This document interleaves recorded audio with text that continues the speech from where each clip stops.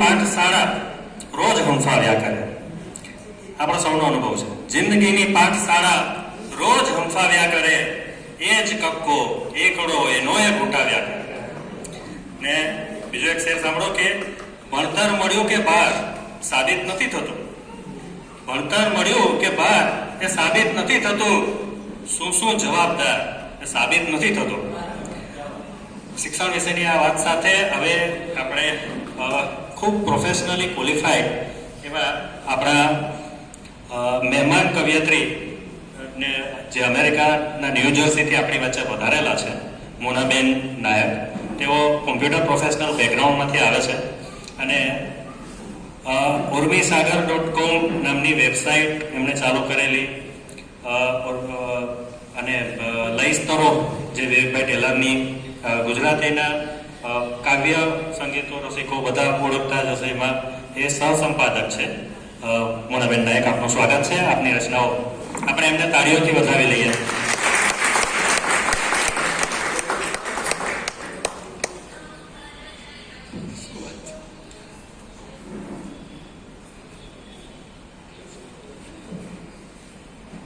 નમસ્તે.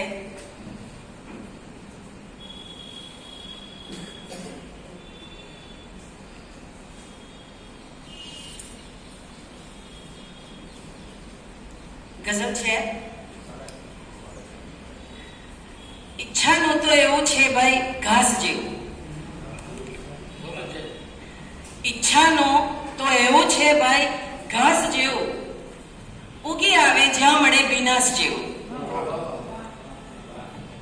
ઈચ્છાનું તો એવું છે ભાઈ ઘાસ જેવું, ઉગી આવે જ્યાં મળે વિનાશ જેવું. ને તારી મારી વચ્ચે આ ઉન્માદ જેવું કંઈક તો છે ધારી અક્ષર પાસ જેવું.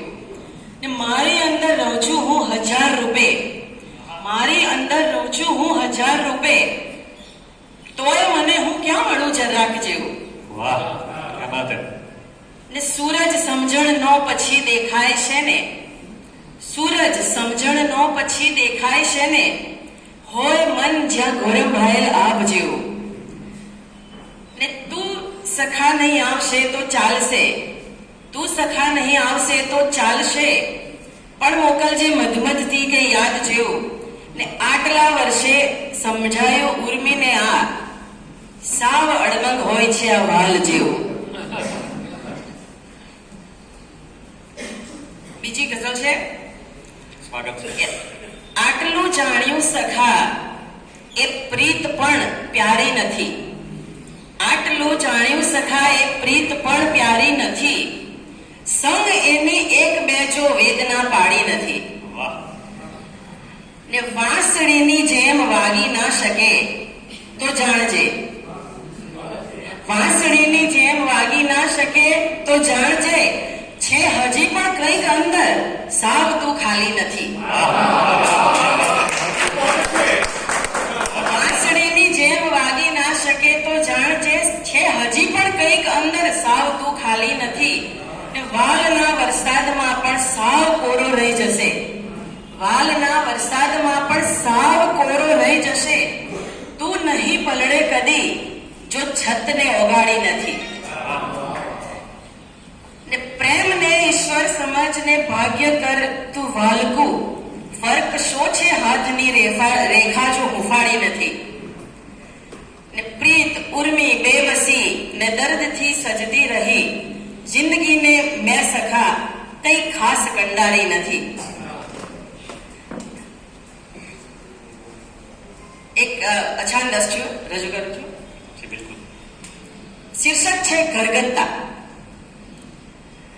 નાનપણમાં રોજ બપોરે ઘરના ઓટલા પર છાંયડે બેસીને આપણે પેલી રમત રમતા હતા, એ યાદ છે તને?